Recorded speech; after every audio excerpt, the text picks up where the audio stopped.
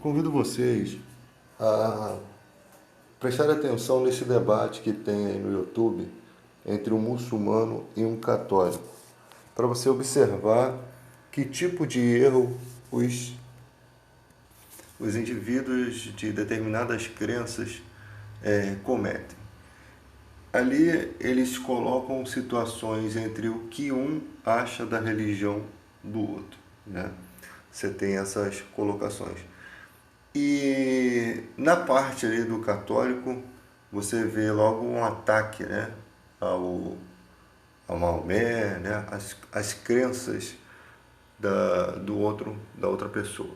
Mas você observa que não tem importância alguma, né? Se você tem uma pessoa que tem uma religião, que ela crê, ela acredita daquela forma, ela não te faz nenhum mal, ou seja, ela está tentando viver de acordo com a vontade de Deus, do Deus dele, daquilo que ele crê, ela está tentando viver da melhor forma possível, já não importa muito no que ela acredita. Né? Porque se ela não acredita no Evangelho de Cristo, por que ela não acredita?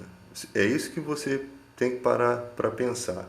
Porque logo surge aquela questão: esse não vai herdar a vida eterna, porque a vida eterna só vem por meio de Cristo. Mas se a fé não foi despertada no coração dessa pessoa, como você acha que ela vai viver? Ela só pode viver daquilo que ela tem como lógica para a sua vida, daquilo que ela buscou acreditar, né? Aquilo que fez alguma relevância para a vida dela. Né? Então a pessoa achou alguma lógica naquilo que ela acredita e cada pessoa vê a vida de uma forma diferente. Né? Então não adianta você observar no debate: eu acredito, o que você acredita sobre Maomé? Eu acredito que Maomé é uma mentira, Maomé, as pessoas que servem vão para o inferno. Cara, tudo isso é uma coisa tão absurda, porque quando você vê a Bíblia, se você estudar realmente alguns trechos da Bíblia, você vai perceber a primeira coisa, que Deus não despertou no coração de todo mundo. Jesus disse: ninguém vem a mim se o Pai não o trouxer. Então, se uma pessoa não vai até Jesus, ela não nasce do Espírito. O que é nascido da carne é carne, o que é nascido do Espírito é Espírito. O vento assopra onde quer. Foi essa conversa que Jesus teve com Nicodemos, né? Que não entendeu bem o que Jesus disse. Então, são questões de valores espirituais. Se o Evangelho não desperta no coração de uma pessoa, que tipo de crença essa pessoa tem? E Deus pode julgar essa pessoa pelo fato dele não ter despertado o coração dela? Porque se Deus desperta no coração dela, ela seria cristã como qualquer um de nós. Simples, simples assim. É um dom gratuito de Deus. Quando você tem uma discussão entre pessoas que acreditam no mesmo assunto que você, já é uma coisa diferente. Por quê? Porque ali tem declarações vindas de certas partes que às vezes não condiz com o que se realmente está escrito.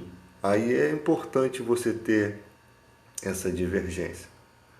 Mas quando você vai conversar com uma pessoa que ela não tem o Evangelho despertado nela, que tipo de atitude se espera de um cristão?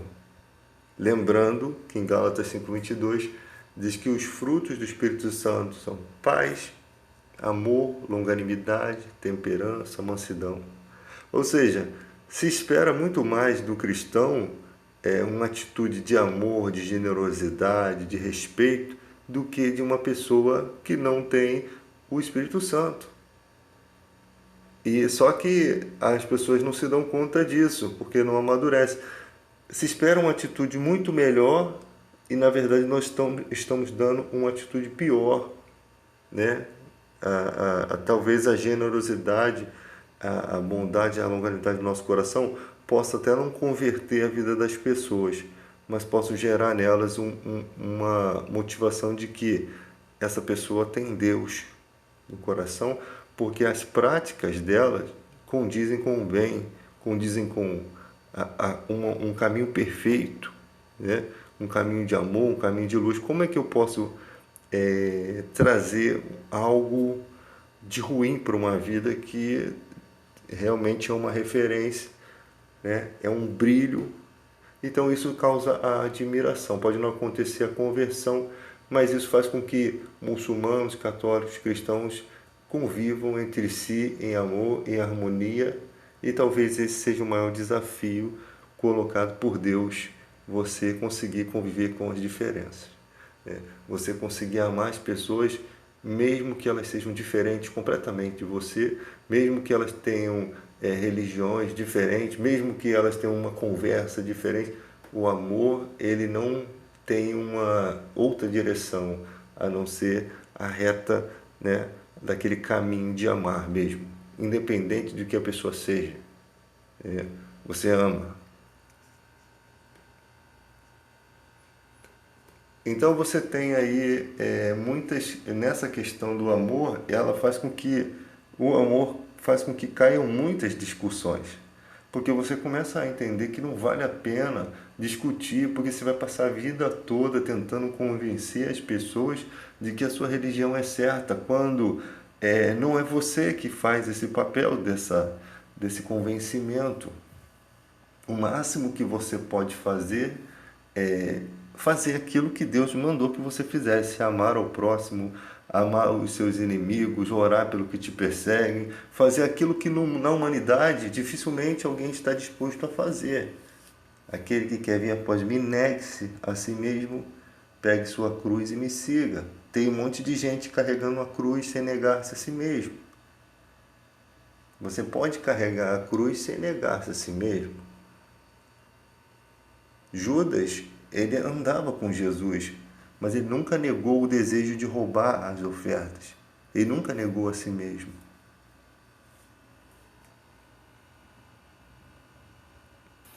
Quando você entra num debate que um tenta convencer o outro, né, de que a religião dele é errada, já erra, já peca naquela situação que diz: se um sábio discutir com um tolo, quer se ria, quer se encolarize, isso não vai haver fim, isso não tem nenhuma coisa boa nisso, né?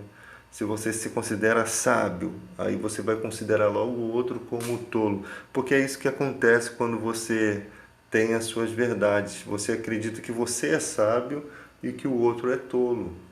E aí você descarta um monte de questões, né? Você pode ter amizades que divergem da sua opinião e serem excelentes pessoas que precisam de mudanças, assim como você precisa de outras mudanças que você às vezes não enxerga e que o outro, né, com sinceridade, quando falar com você, vai fazer com que você enxergue essas coisas ruins ainda que precisam mudar dentro de você, mas que você não conseguia ver. Então, o ser humano é capaz de se auto-beneficiar. No final de todas as coisas, se ajoelha o muçulmano, se ajoelha o católico, se ajoelha o evangélico, se ajoelha o bandista, todos eles buscam de Deus as suas respostas. Todos eles, da sua maneira, da sua forma, né, buscam o resultado para a sua vida através daquilo que elas acreditam. Todos eles cuidam, criam seus filhos, e seus filhos se tornam uma bênção, né, para as outras pessoas, e amanhã depois seus filhos assumem ou a sua própria religião ou outra religião, mas ela sempre vai manter o respeito, né, a todas as diversidades. O problema do nosso mundo é o desrespeito às diversidades. Existem vários tipos de famílias, né? Existem vários tipos de configurações familiares. E cada um considera a sua configuração como uma família. E quem pode dizer que não é uma família, né? E nós, às vezes, queremos nos meter em assuntos que não tem nada a ver com a gente, né? Se aquela pessoa considera que um casal X e Y ou X e X é uma família, quem somos nós para dizer que não é? Nós não vivemos a vida daquela pessoa. Discussões elas só servem quando elas são motivadas por amor e não por aquele pensamento de que eu sei mais do que você, porque ninguém sabe mais do que o outro. Tudo que nós temos na Bíblia nos foi dado, nos foi revelado, né? E é revelado a qualquer pessoa que queira buscar a luz, né? Que queira se aproximar da luz. Então, por que que as pessoas se tornam tão ignorantes e tão soberbas, achando que elas são as portadoras da verdade? Ou seja, a minha voz é a verdade, enquanto todas as outras são mentira, né? Por que que o homem se ensoberbece tanto acerca disso? Nenhuma discussão ela pode ser motivada por esse tipo de coisa. Quando nós discutimos assuntos bíblicos, questões entre o que está acontecendo com a igreja do século XXI, o que os pastores fizeram, né? Como eles fizeram, manipularam as pessoas para que votassem em certa pessoa, como eles conseguem manipular o pensamento da igreja, né? Olha, nós vamos colocar esse daqui porque esse aqui é da igreja, que lá dentro ele vai fazer a diferença, e quando na verdade não, a diferença que ele faz é para o mal, não é para o bem. Então, como que nós vamos lidar com esse tipo de coisa? Cruzar os braços, nós não podemos. Como diz Edmund Burke, para triunfo do mal, basta que os bons façam nada, né? A honestidade é um presente muito caro, não esperem isso de pessoas baratas. Então, cruzar os braços nós não podemos. Então vai surgir o que? A crítica, que não é feita por ódio, ressentimento ou por uma tentativa de ser melhor ou de ter aquele prestígio. A crítica ela é importante quando ela tem seu senso, né?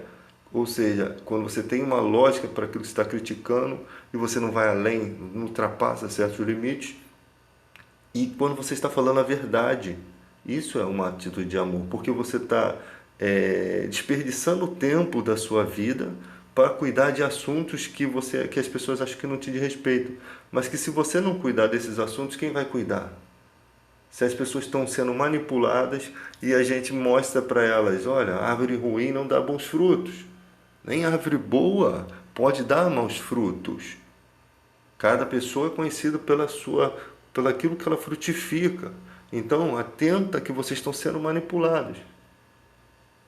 Que diferença é o que nós pregamos para aquilo que os discípulos faziam antigamente? Quando eles nos alertavam acerca de alguém que estava pregando uma falsa religião, alguém que estava se introduzindo nas igrejas por benefício próprio, alguém da própria igreja tentou tomar o ministério. Então nós estamos fazendo exatamente o papel que os cristãos de antigamente faziam, com coragem e com a certeza de que estão fazendo o certo.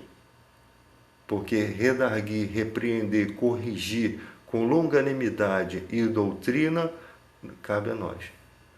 E devemos prestar atenção em alguns atributos, como o respeito à idade das pessoas, né?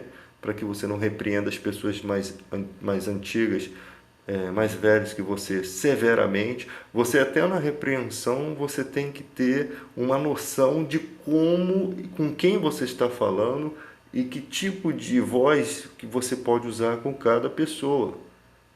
Você tem que ter essa noção. E outra questão, você não pode ultrapassar a santidade, a longanimidade e a pureza. Você não pode, com a sua fala, ser uma fala maligna. Você tem que cuidar de tudo isso, o que é difícil. Porque a indignação é grande quando você vê as questões da igreja sendo julgadas dessa forma como está no século XXI. Então é difícil você manter uma cautela, mas você precisa.